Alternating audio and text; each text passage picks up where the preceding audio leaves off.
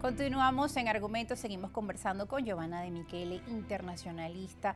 Bueno, veníamos revisando en el bloque anterior el tema pues de esa cumbre de los BRICS que se va a realizar próximamente el 1 y 2 de junio y un poco pues el panorama geopolítico, la fuerza que viene tomando el otro lado del mundo, mientras que en Occidente pues hay otros problemas por resolver, el tema del efecto boomerang, lo califican así muchos analistas, de las sanciones a Rusia, pues siguen afectando a la Unión Europea busca también nuevas opciones, así como Estados Unidos también. Está Venezuela como una alternativa, pero Venezuela también está en el llamado club de los sancionados, ¿no? Entonces, bueno, en esas relaciones internacionales, porque ahora Venezuela antes era malo, ahora no, digamos, ¿no? El gobierno en cuanto a esto. Sí. Es un tema complicado de entender quizá para muchas personas, porque antes catalogaban a Venezuela como un país con el que no iban a tener ningún tipo de conversaciones, sin embargo ahora vemos que hay negociaciones, se habla de diálogo, ciertos discursos empiezan a cambiar.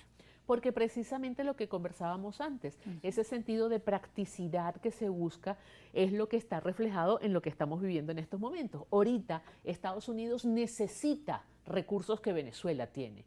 Europa necesita recursos que Venezuela tiene. Entonces tenemos que buscar la manera de estar a la altura para poder aprovechar de alguna forma esas circunstancias. Lamentablemente, temas como democracia, derechos humanos para Estados Unidos y para Europa pasaron a un segundo nivel.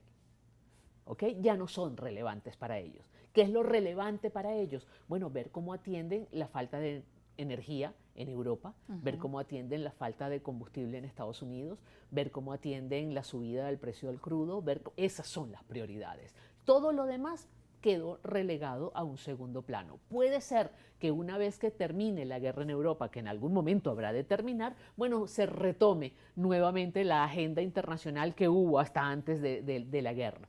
Pero mientras la guerra en Europa se siga manteniendo y la amenaza siga presente, mira, definitivamente estaremos frente a un mundo distinto. Además, claro, el mundo cambió en el sentido de que el tema de las sanciones, como tú muy bien lo señalaste, hizo que los países sancionados se vieran forzados a buscar sus propios mecanismos de supervivencia. Así como Estados Unidos busca su propia supervivencia, Europa busca la suya, los sancionados también. Entonces la única manera de sobrevivir era negociando entre los sancionados y allí se va generando una suerte de bloque. Y sigue afectando incluso más a Estados Unidos, que es quien emite esas políticas, claro, porque ahora se encuentra, bueno, con que terminan ellos quedando también aislados en medio de toda esa política de sanciones, porque el club de los sancionados se une, incluso ahora se habla dentro de los BRICS de esa nueva moneda, sí. Entonces, ¿qué pasa con el dólar? ¿No? Son muchas las preguntas, muchas las interrogantes, y Estados Unidos, hay otro elemento importante, que va a un proceso de elecciones presidenciales para el año 2024. Donald Trump ha aprovechado de decir que todas las políticas que ha venido realizando Biden han sido un grave error, que ha lanzado a Estados Unidos pues al fin, que Estados Unidos está peor que nunca debido a la gestión de Biden. Es decir, también el elemento de campaña está ya presente, y también todo lo que se hable sobre Venezuela es también tomado para esa campaña presidencial. Sin duda. El tema Venezuela ha estado en todas las campañas presidenciales en el mundo entero en los últimos años, en todas, no solamente en Estados Unidos. Y en Estados Unidos con una fuerza inmensa, entre otras cosas por la vocería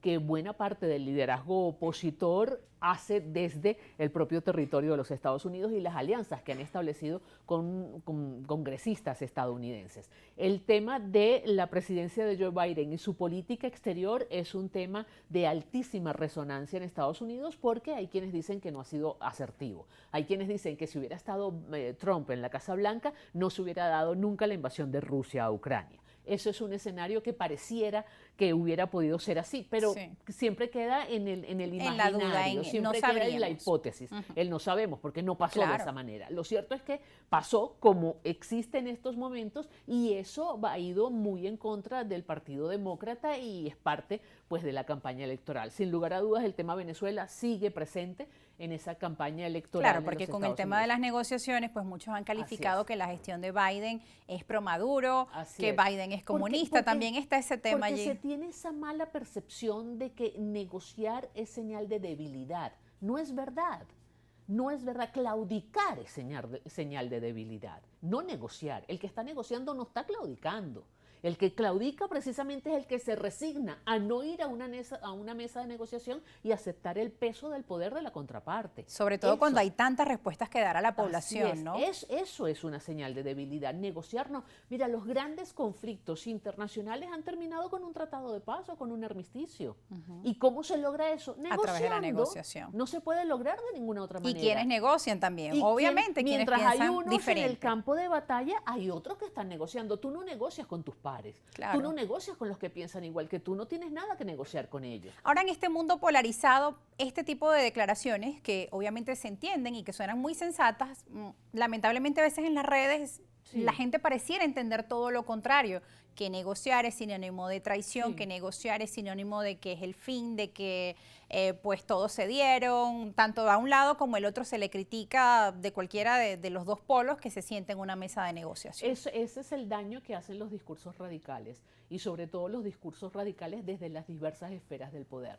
¿Por qué? Porque esos recursos hoy día, en este siglo XXI, con la comunicación digital, con las redes sociales, tienen una resonancia muchísimo mayor de la que tenían en el pasado. Y si ya en el pasado esos discursos radicales llevaron a graves conflictos, no olvides tú lo que pasó en Yugoslavia, por ejemplo, en la vieja Yugoslavia, esos conflictos radicales hoy día pues tienen unas consecuencias nefastas, porque hay quienes desde los extremos se sienten llamados a apoyar a ese liderazgo político que tiene ese discurso radical. Y entonces vienen acciones de violencia, vienen acciones de desconocimiento del otro, vienen un montón de circunstancias que son negativas para cualquier país, para cualquier sociedad. Ahora, porque esos discursos polarizados suelen como atraer más a las masas que aquellos discursos que llaman a la sensatez y al diálogo. Es como también una de las grandes preguntas, ¿no? Sí, yo creo que hay una razón fundamental.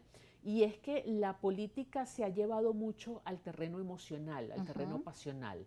Yo creo que en la política ha perdido mucho espacio la racionalidad y ha ganado mucho terreno la pasión, la emoción. Sí, la argumentación desde el patos, desde la pasión. La popularidad. Y ese es un tema interesantísimo que yo creo que vale la pena inclusive insertarlo con lo de las elecciones en la Universidad Central de Venezuela, ¿sabes? Y con la situación país. Claro. Porque se tiene la errónea idea de que basta con ser popular para ser asertivo en la conducción de cualquier empresa o de cualquier país. Y eso no es verdad. ¿Y cómo tú te ganas la popularidad? Generalmente estableciendo una suerte de empatía en lo emocional, demostrando que yo soy una persona igual que tú, que yo soy una mujer igual que tú, que yo soy madre igual que tú, que yo tengo los mismos problemas que tienes tú, pero no proponemos absolutamente nada para resolver esos problemas. Simplemente establecemos una empatía, que está muy bien que exista la empatía, pero ni tú estás en capacidad de proponer soluciones a los graves problemas del país, digo tú como un ejemplo, ni yo estaría en capacidad tampoco de hacerlo, ¿ok? Entonces nos quedamos en ese nivel que, si a ver vamos, es un nivel de una superficialidad muy particular, porque vamos a la entraña del ser humano, pero no profundizamos en lo que realmente nos interesa, que es la solución del problema. Entonces se prefiere al popular y no a la experiencia, no al capacitado, no al formado académicamente. ¿Me explico? Sí, y eso llama también a la audiencia, a la población, al votante, al elector, al ciudadano, a tener esa actitud pues más crítica, a involucrarse mucho más en los procesos, a conocer en las candidaturas de la UCB, en las candidaturas de alcaldías, de gobernadores, de presidentes, conocer muy bien cuáles son las propuestas que están llegando, más allá de caer pues en discursos o en narrativas meramente emocionales que quizá pues provocan aplausos, pero lo importante es conocer qué hay dentro, ¿no? Así es. Cuáles son esos argumentos racionales. Y el tema de la inmediatez. La gente, como recibe las noticias de manera instantánea, de forma inmediata, creen que las soluciones a los grandes problemas también son instantáneas, también son inmediatas. Entonces esperan soluciones mágicas.